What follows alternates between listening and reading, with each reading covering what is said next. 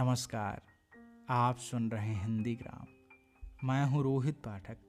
आप सबके समक्ष चंद्रधर शर्मा गुलेरी जी की एक बड़ी ही लोकप्रिय कहानी जिसका शीर्षक है उसने कहा था, आप सबके समक्ष प्रस्तुत कर रहा हूं। बड़े बड़े शहरों के इक्के गाड़ी वालों की जबान के कोड़ों से जिनकी पीठ छिल गई है और कान पक गए हैं, उनसे हमारी प्रार्थना है कि अमृतसर के बम्बू काट वालों की बोली का मरहम लगावे। जब बड़े बड़े शहरों की चौड़ी सड़कों पर घोड़े की पीठ चाबुक से धुनते हुए इक्के वाले कभी घोड़े की नानी से अपना निकट संबंध स्थिर करते हैं, कभी राह चलते पैदलों की आँखों के न होने पर तरस खाते हैं, कभी उनके पैरों की उंगलियों के पोरों को चीथ कर अपने ही को सताया हुआ बताते हैं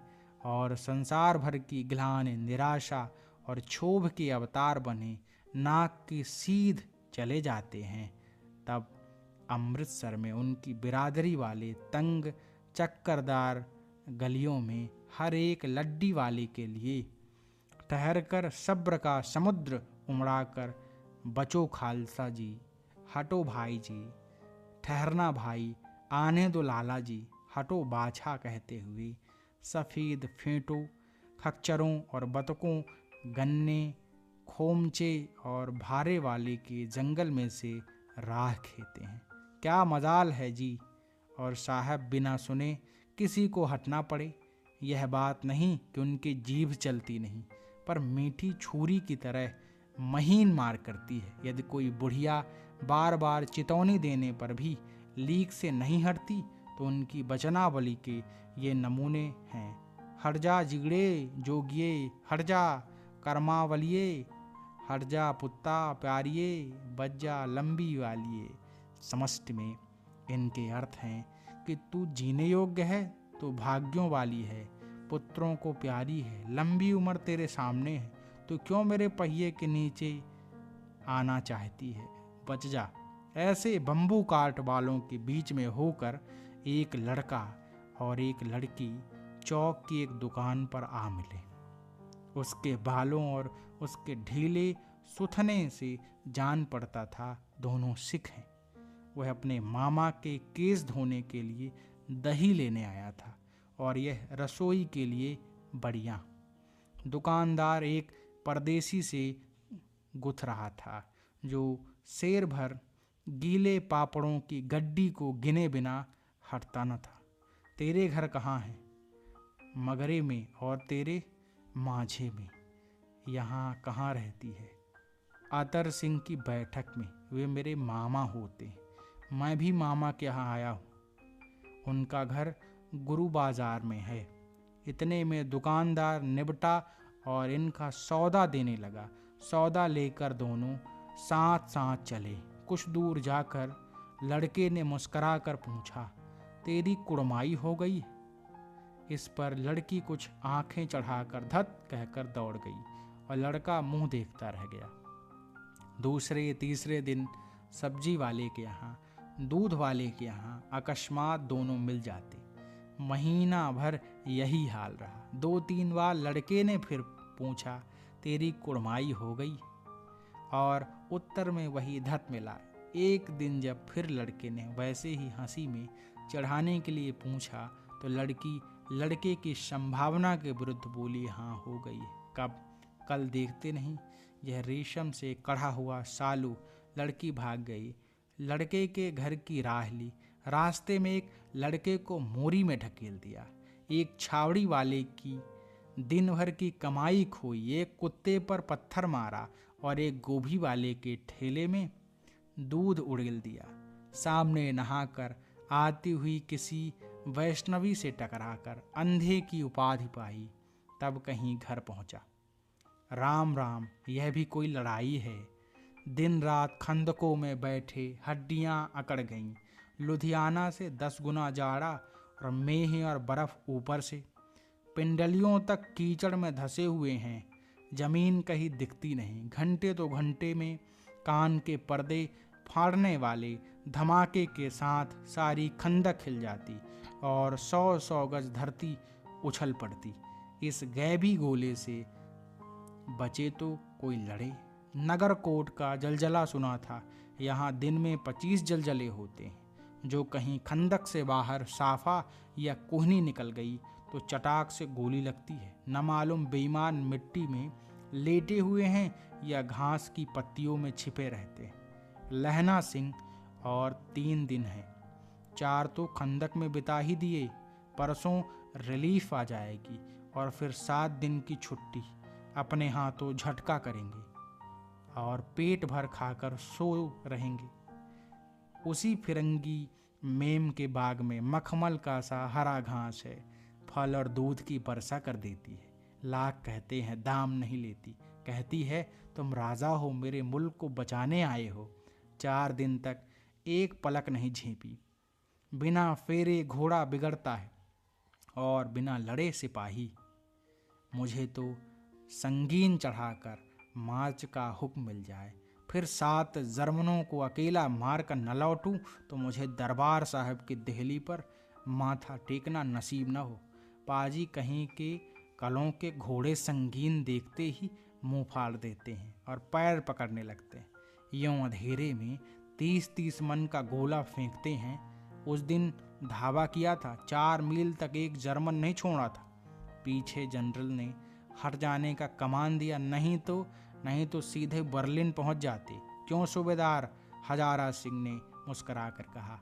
लड़ाई के मामले में जमादार या नायाब के चलाए नहीं चलते।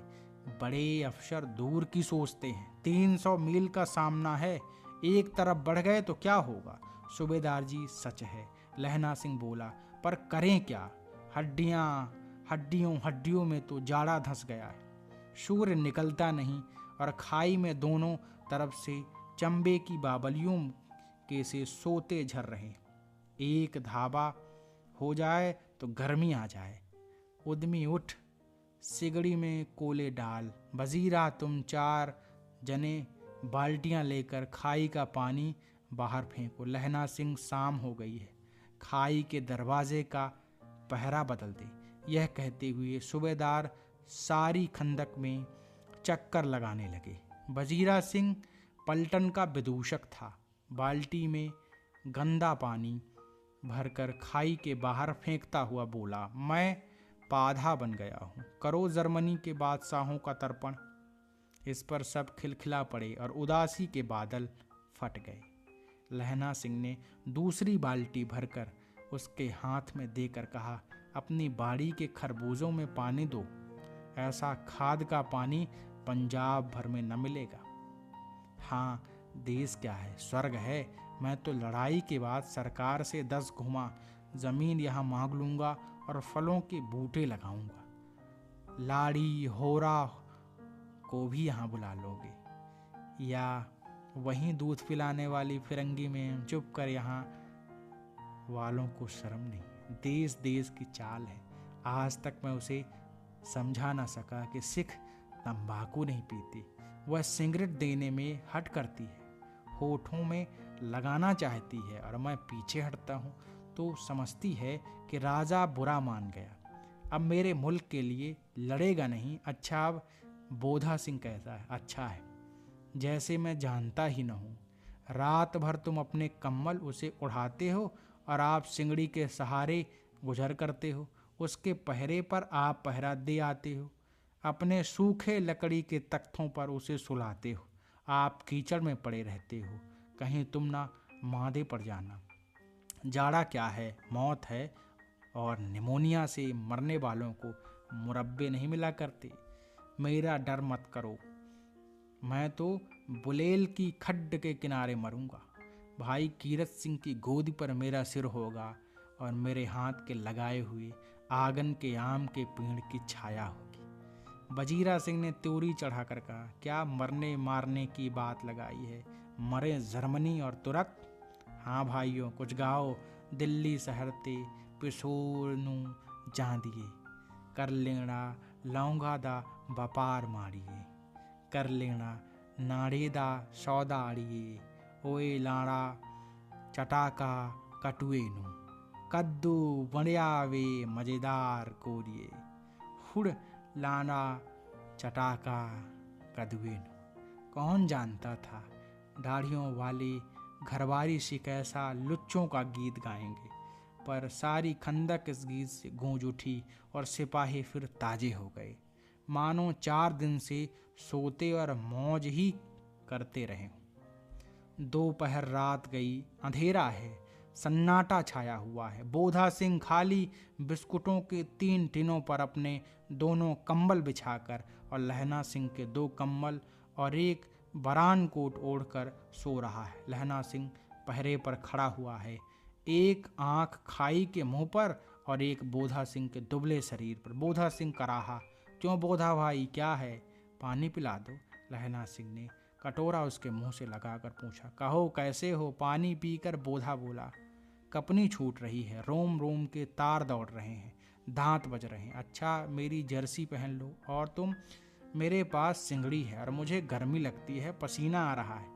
ना, मैं नहीं पहनता, 4 दिन से तुम मेरे लिए। हाँ याद आई, मेरे पास दूसरी गरम जर्सी है, आज सवेरे ही आई है, बिलायत से मेम बुनकर भेज रही है, गुरु उनका भला करे। यूँ कहकर लहना अपना कोट उतार कर जर्सी उतारने लगा। सच कहते हो और नहीं झूठ? यूँ कहकर ना ही करते बोधा को उसने जबरदस्ती जर्सी पहना दी और आप खाकी कोट और जीन का कुर्ता भर पहनकर पहरे पर आ खड़ा हुआ। मेम की जर्सी की कथा केवल कथा थी। आधा घंटा बीता, इतने में खाई के मुंह से आवाज आई, सूबेदार हजारा सिंह। कौन? लपटन साहब। हुक्म हुजूर, कहकर सूबेदार तनकर फौजी सलाम करके सामने हुआ। देखो इसी दम धावा करना होगा। मील भर की दूरी पर पूरब के कोने में एक जर्मन खाई है, उसमें 50 से ज़्यादा जर्मन नहीं है।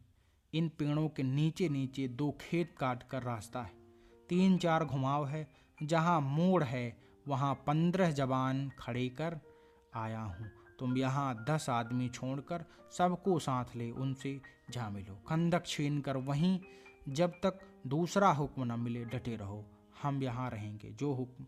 चुपचाप सब तैयार हो गए। बोधा भी कम्बल उतार कर चलने लगा। तब लहना सिंह ने उसे रोका। लहना सिंह आगे हुआ तो बोधा के बाप सूबेदार ने उंगली से बोधा की ओर इशारा किया। लहना सिंह समझकर चुप हो गया। पीछे 10 आदमी कौन रहे, इस पर बड़ी हुज्जत हुई। कोई रहना न चाहता था। समझा बुझाकर सूबेदार ने मार्च किया। लेफ्टिनेंट साहब लहना की सिगड़ी के पास मुंह फेर कर खड़े हो गए और जेब से सिगरेट निकालकर सुलगाने लगे। 10 मिनट बाद उन्होंने लहना की ओर हाथ बढ़ाकर कहा, लो तुम भी पियो। आंख मारते मारते लहना सिंह सब समझ गया। मुंह का भाव छिपाकर बोला, लाओ साहब।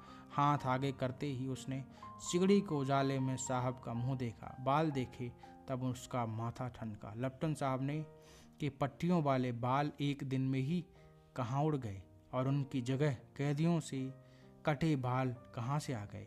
शायद साहब शराब पिए हुए और उन्हें बाल कटवाने का मौका मिल गया। लहना सिंह ने जांचना चाहा। लेफ्टिनेंट साहब 5 वर्ष से उसकी रेजिमेंट में थे।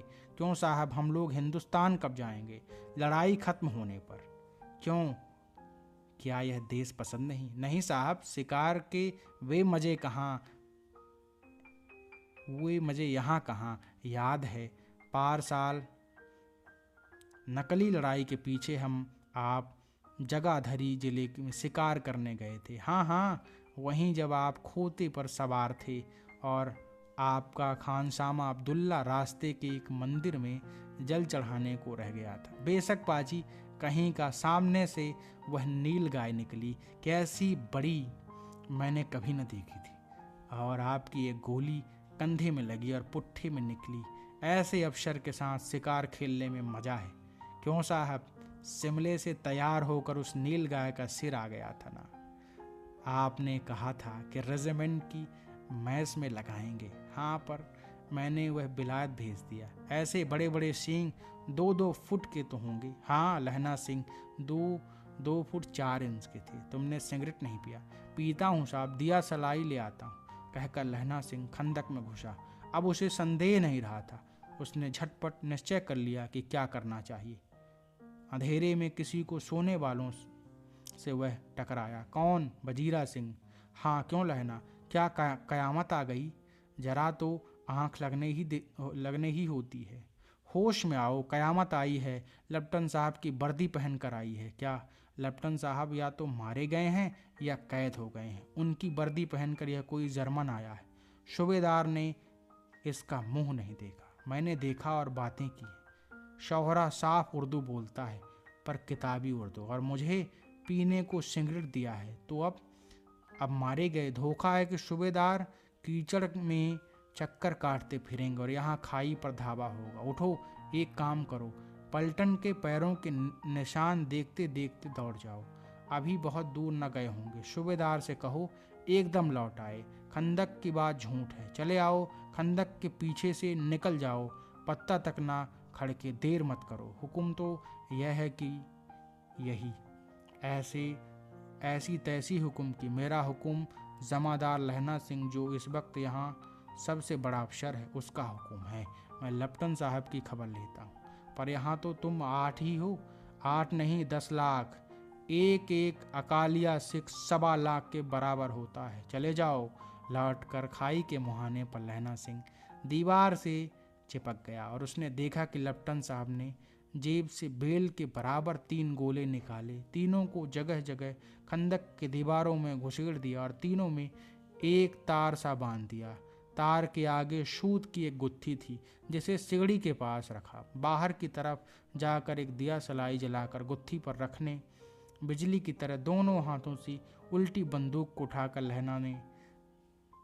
लहना सिंह ने साहब की कुहनी पर तान कर दे मारा। धमाके के साथ साहब के हाथ से दिया सलाई गिर पड़ी। लहना सिंह ने एक कुंदा साहब की गर्दन पर मारा और साहब आंख मीन गौट कहते हुए चित्त हो गए। लहना सिंह ने तीनों गोले बीन कर खंदक के बाहर फेंके और साहब को घसीट कर सिगड़ी के पास लेटाया।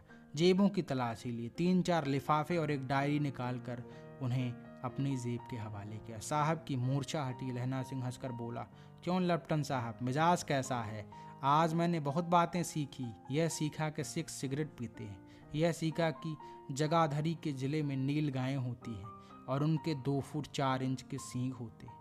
यह सीखा कि मुसलमान खानसामा मूर्तियों पर जल चढ़ाते हैं और लेफ्टिनेंट साहब खोते पर चढ़ते हैं। पर यह तो कहो, ऐसी साफ उर्दू कहाँ सीख आए? हमारे लेफ्टिनेंट साहब तो बिन डेम के 5 लफ्ज भी नहीं बोला करते थे। लहना ने पत्तून के जेबों की तलाशी नहीं ली थी। साहब ने मानो जाड़े से बचने के लिए दोनों हाथ जेबों में डाले। लहना कहता गया, चालाक तो बड़े हो, पर माझे का लहना इतने बरस लेफ्टिनेंट साहब के साथ रहा। उसे चकमा देने के लिए 4 आंखें चाहिए। 3 महीने हुए, एक तुर्की मौलवी मेरे गांव आया था। औरतों को बच्चे होने के ताबीज़ बांटता था और बच्चों को दवाई देता था। चौधरी के बड़ के नीचे मंजा बिछाकर हुक्का पीता रहता था और कहता था, जर्मनी वाले बड़े पंडित हैं, वेद पढ़ पढ़कर उसमें से विमान चलाने की विद्या जान गए। गौ को नहीं मारते। हिंदुस्तान में आ जाएंगे तो गौहत्या बंद कर देंगे। मंडी के बनियों को बहकाता कि डाक खाने से रुपया निकाल लो, सरकार का राज्य जाने वाला है। डाक बाबू पोलू राम भी डर गया था। मैंने मुल्ला जी की दाढ़ी मुड़ ही दी और गांव से बाहर निकाल कर कहा था, जो मेरे गांव में अब पैर रखा तो साहब की जेब में से पिस्तौल चली और लहना की जांघ में गोली लगी। इधर लहना की हेनरी मार्टिन के 2 फायरों ने साहब की कपाल क्रिया कर दी। धड़ाका सुनकर सब दौड़ आए। बूढ़ा चिल्लाया, क्या है?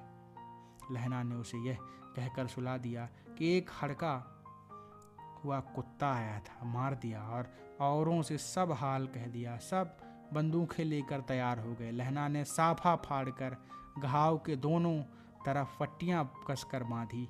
घाव मांस में ही था।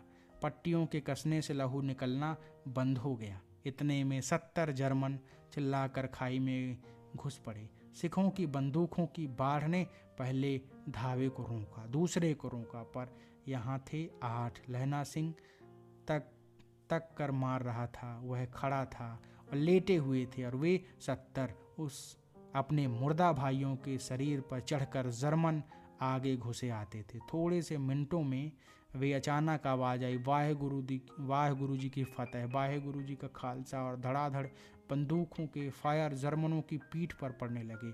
ऐन मौके पर जर्मन 2 चक्की के पाटों के बीच आ गए। 2 पीछे से सूबेदार हजारा सिंह के जवान आग बरसाते थे और सामने लहना सिंह के साथियों के संगीन चल रहे थे। पास आने पर पीछे वालों ने भी संगीन पिरोना शुरू कर दिया। एक किलकारी और अकाल सिक्खा दी फौज आई, वाहे गुरु जी की फतेह, वाहे गुरु जी का खालसा, सत श्री अकाल पुरख, और लड़ाई खत्म हो गई। 63 जर्मन या तो खेत रहे थे या कराह रहे थे। सिखों में 15 के प्राण गए। सूबेदार के दाहिने कंधे में से गोली आर पार निकल गई। लहना सिंह की पसली में एक गोली लगी। उसने घाव को खंदक की गीली मट्टी से पूर लिया और बाकी का साफा कसकर कमर बंद की तरह लपेट लिया। किसी को खबर न हुई कि लहना को दूसरा भारी घाव लगा है।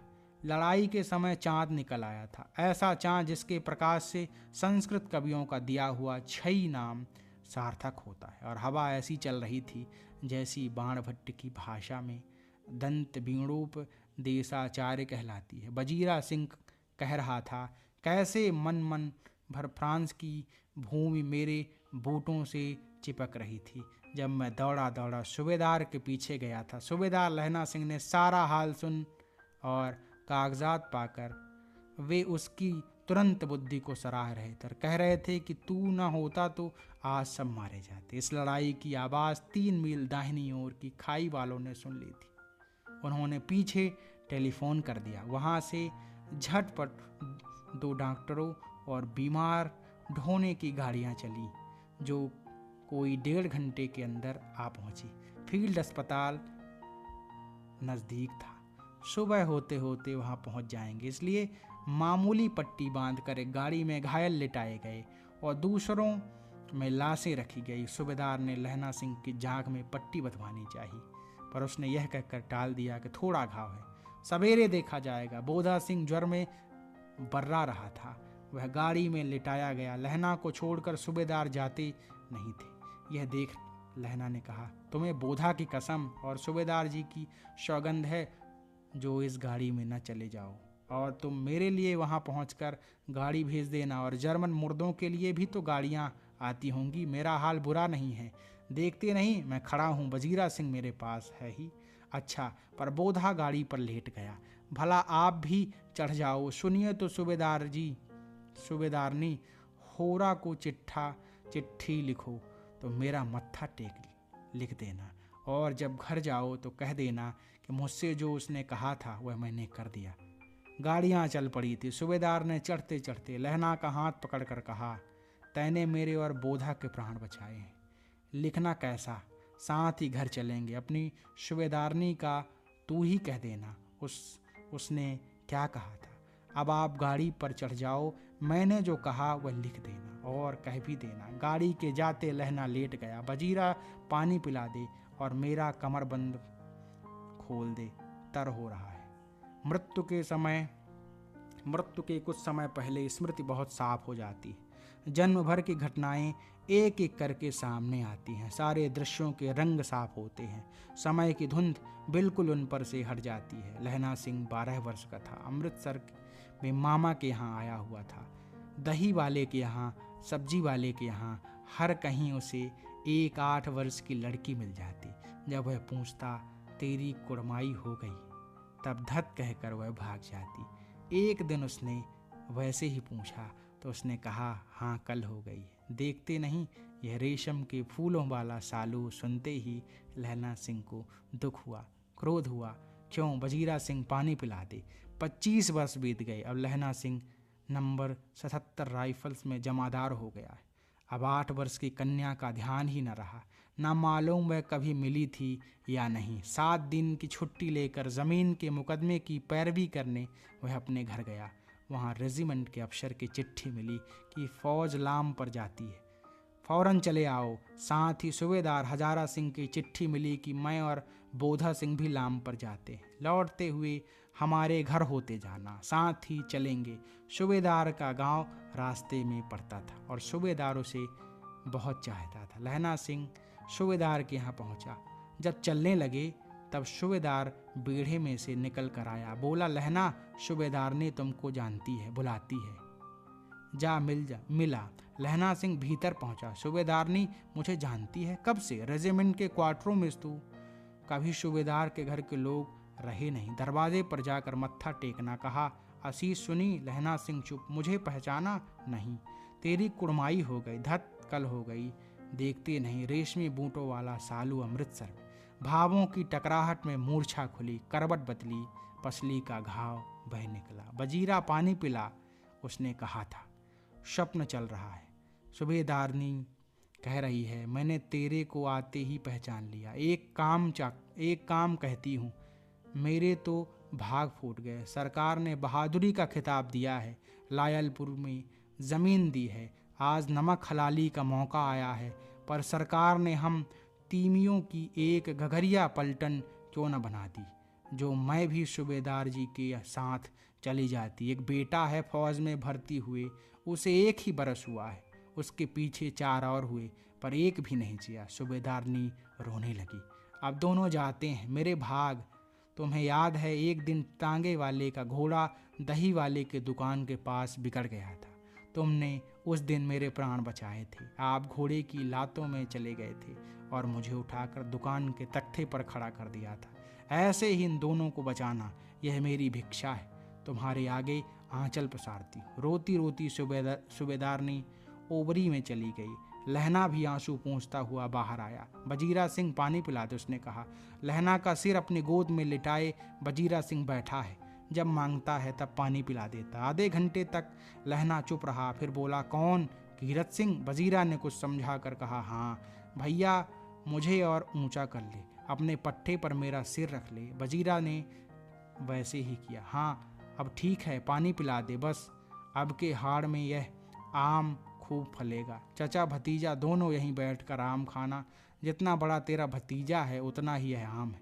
जिस महीने उसका जन्म हुआ था उसी महीने में मैंने इसे लगाया था। बजीरा सिंह के आंसू टप टप टपक रहे थे। कुछ दिनों पीछे लोगों ने अखबारों में पढ़ा, फ्रांस और बेल्जियम 68वीं सूची मैदान में घावों से मरा, नंबर 77, सिख राइफल जमादार लहना सिंह। आपने इस कहानी को बड़े ध्यान और धैर्य से सुना, इसके लिए बहुत बहुत धन्यवाद।